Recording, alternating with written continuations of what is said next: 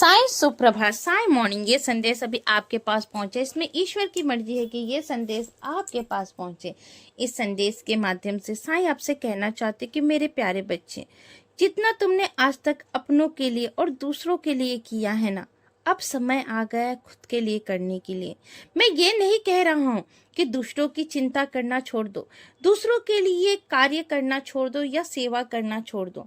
मैं ये कह रहा हूँ कि खुद के लिए समय निकालो, खुद के ऊपर काम करो, अपनी भावनाओं के ऊपर ध्यान दो। तुम्हारा मन तुमसे क्या कह रहा है, तुम्हारे जीवन का लक्ष्य क्या है, इसके ऊपर ध्यान दो। अपने जीवन को एक लक्ष्य बनाओ, अपने कार्यों को प्रेम करो और फिर आगे बढ़ो। उसके साथ साथ ये जो छोटे मोटे कार्य है, लोगों की सेवा करना, अपनों के साथ बैठना उठना या उनके समस्याओं का हल निकालना, ये सब होता ही रहेगा। परंतु अगर तुमने ये समय खो दिया, अपने ऊपर कार्य नहीं किया, तुम्हें क्या करना है और क्या नहीं करना है इसके बारे में अगर नहीं सोचा, तो जीवन व्यर्थ ही चला जाएगा। और जब तुम्हें समझ में आएगा तब तक समय बहुत आगे निकल चुकी होगी। इसीलिए समय के अनुसार समय पर कार्य करोगी तो सफलता निश्चित ही मिलेगा। मुझे पता है तुम दूसरों के लिए बहुत कुछ सोचती हो और उसके लिए तुम बहुत तत्पर ही रहते हो। अपने लिए जीना खुद कर्जी नहीं होता है। खुद की पसंद नापसंद को पहचानो, अपने लिए समय निकालो।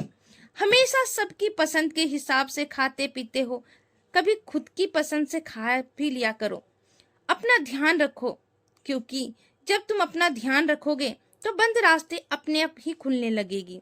और जब तुम बंद रास्तों के खुलने के बाद उस पर चलोगे तो तुम्हारे जीवन में तुम्हें वो चीज प्राप्त होगी जिसकी तुमने कल्पना भी नहीं की थी।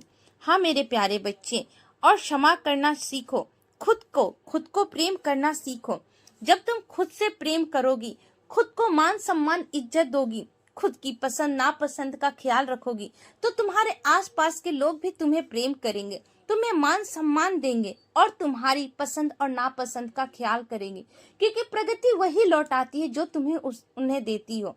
ये ब्रह्मांड तुम्हें वही लौटाता है जो तुम सोचती हो। अगर तुम खुद से प्रेम नहीं करोगे तो समाज तुम्हें कैसे प्रेम करेगा।